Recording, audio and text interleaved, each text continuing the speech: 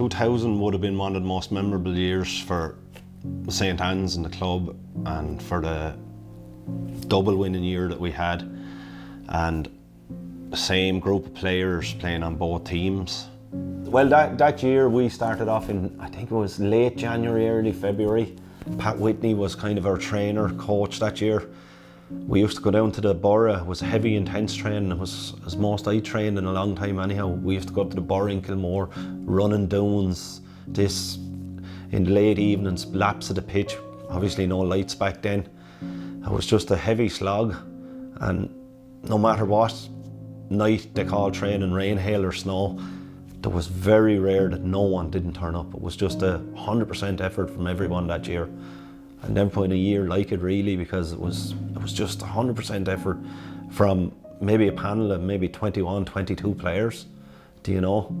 And to go through that year, and we got no injuries that year with the amount of stuff we played. You know, it was game after game, Sunday after Sunday, a replay thrown in, do you know? I think overall with the replay it was 8, 9 games. You know, it was heavy going. Now, and training was intense, but when we got to kind of get on the pitch, when the bright evenings came in, you kind of done your heavy training, you done your few league games, got to the championship stages, then you kind of hadn't time to train because you were playing Sunday, you were playing Saturday. Then the next training session was kind of a warm down.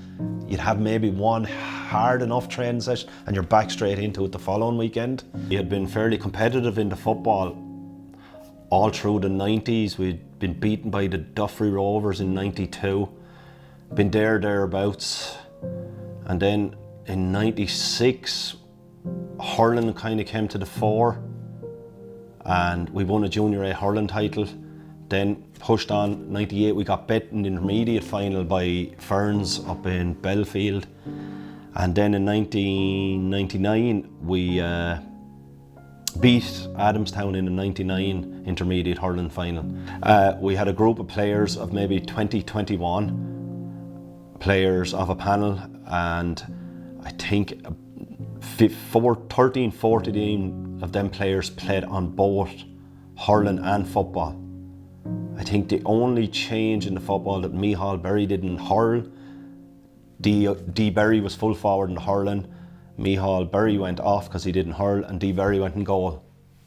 And I think that was about it for, you know, it was 13, 14 players week in, week out.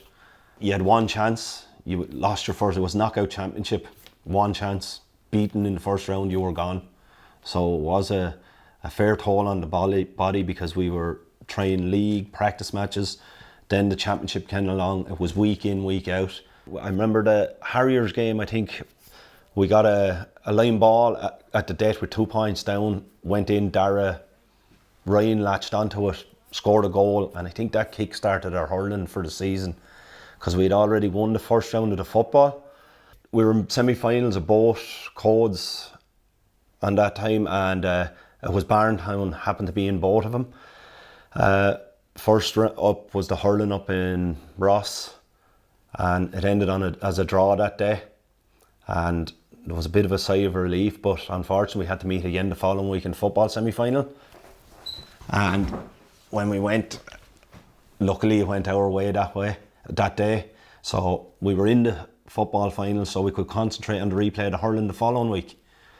And it was a dire game, I remember, from a St. Anne's point of view. I think we only scored 4-3 on that day, but we came out on the right end of it to make 2 finals, senior hurling and football in 1 year. To the parish, like, it was just unbelievable because, as I say, in 99 we were intermediate. We came straight up. Now all of a sudden we were in a senior hurling final, and the club hadn't played senior hurling 50, 60 odd years.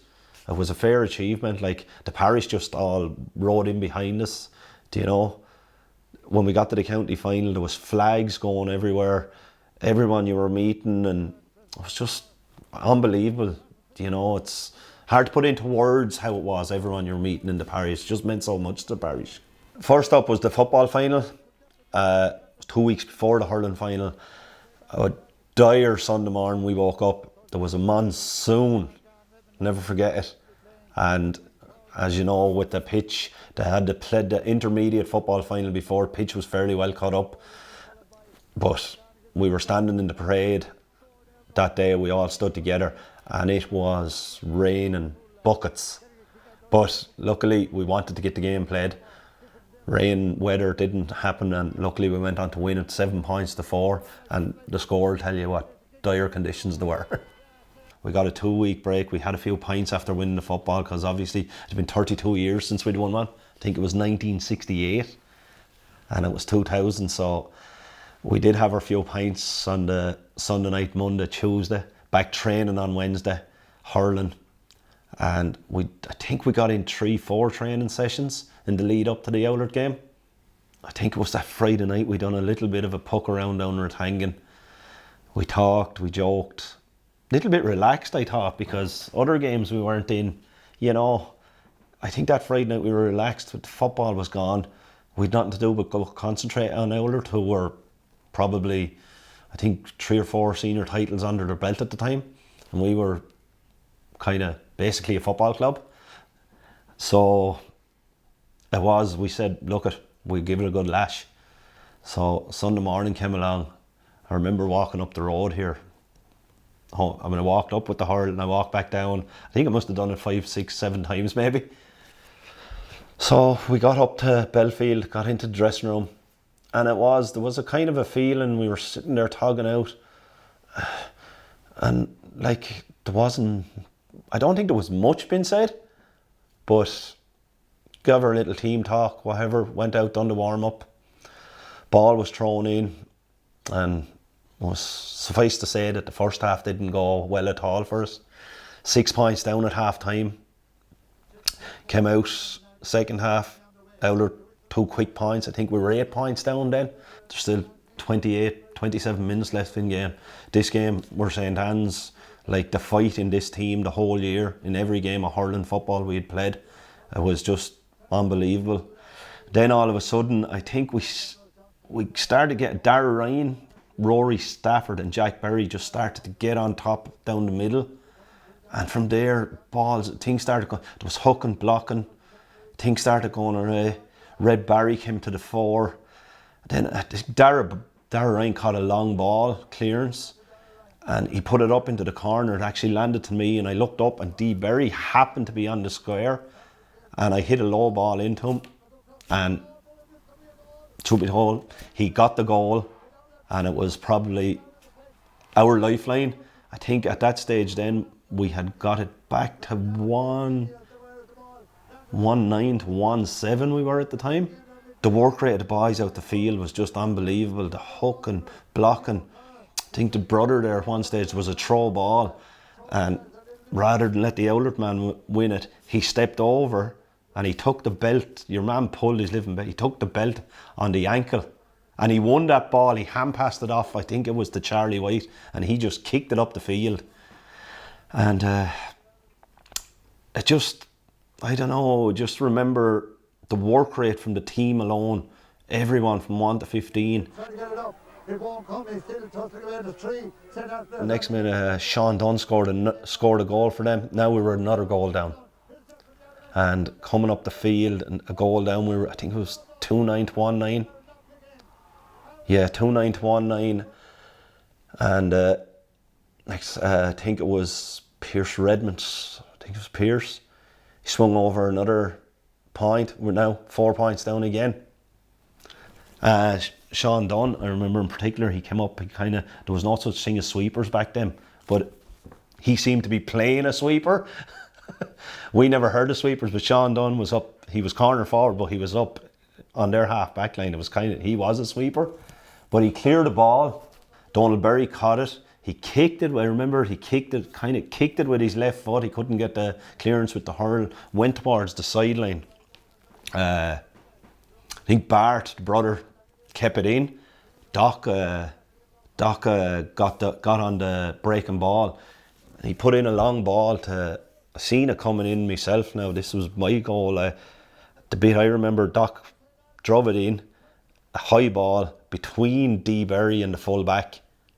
I think it was Alan O'Connor. But anyhow, between D Berry and the full back, and I kind of followed it, and D broke it down, it bounced in front of me, I caught it, and lo and behold, I hit the back of the net with it. It was probably one of the best memories I have in a county final anyhow.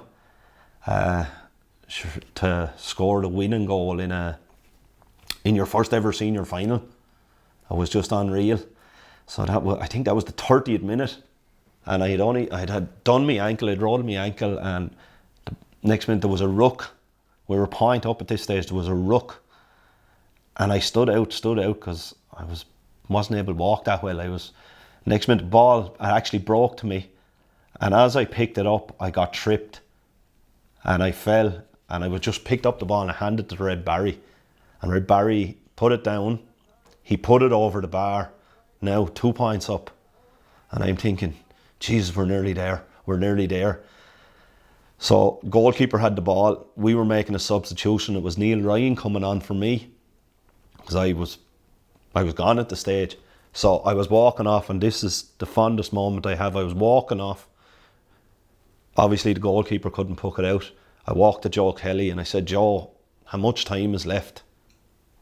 And he said, as soon as he hits the ball, I'm blown. As soon as the goalkeeper hits the ball, I'm blown. So I was walking across, and I had my hands up in the air, and sure thing, as soon as the goalkeeper took the puck out, he blew the whistle. It was a feeling I'll never forget.